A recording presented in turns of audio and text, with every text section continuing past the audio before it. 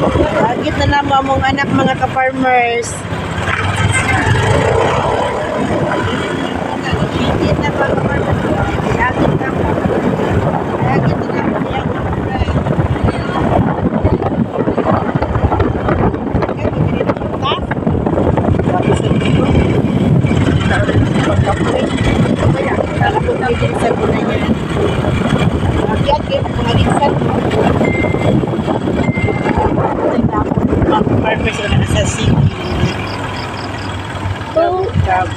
yung kaon ka dire, busog ka, gutom ka.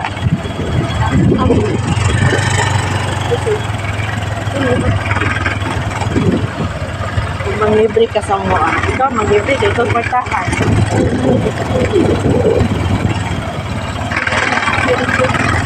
Partahan mo dyan. Pusog man ito. Apil na mo siya glaag sa mga stroll mga kapart.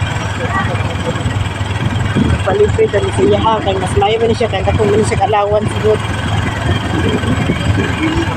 Maglibre ka na. Maglibre ka siya.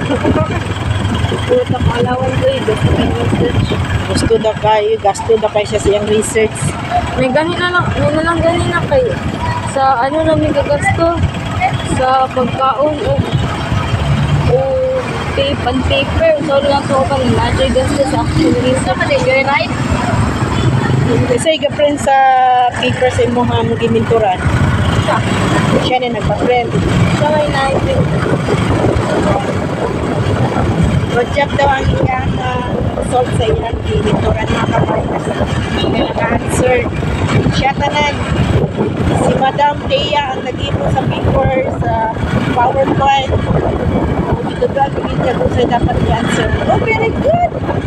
Dagan na kayo sa question sa iyang giminturan mga kapatid. Ano yun lang. Dapat din, magtabang ka. Dapat gani mag-guide ng siya. Dapat yung guide lang mo. Ako ba nag ano, ako naging siya app. Alauna, alas 2 na siya natulog na gabi mga ka-farmers. Kaya hindi mo siya PowerPoint sa iyang giminturan. Alas 3 ko kaon pa ko. Alas 3 daw lagi. Nabot pa siya alas 3 nagkaon.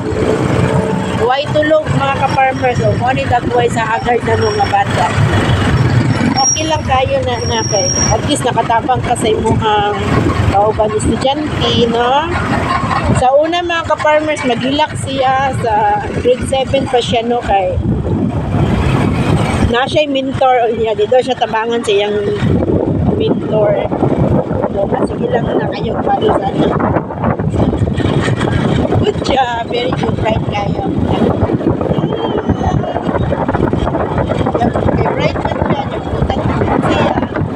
Iwan niya niya ba? Oh, guys!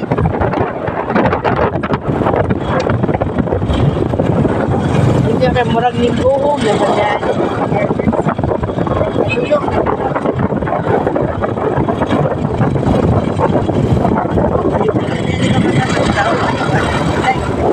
Oh my God!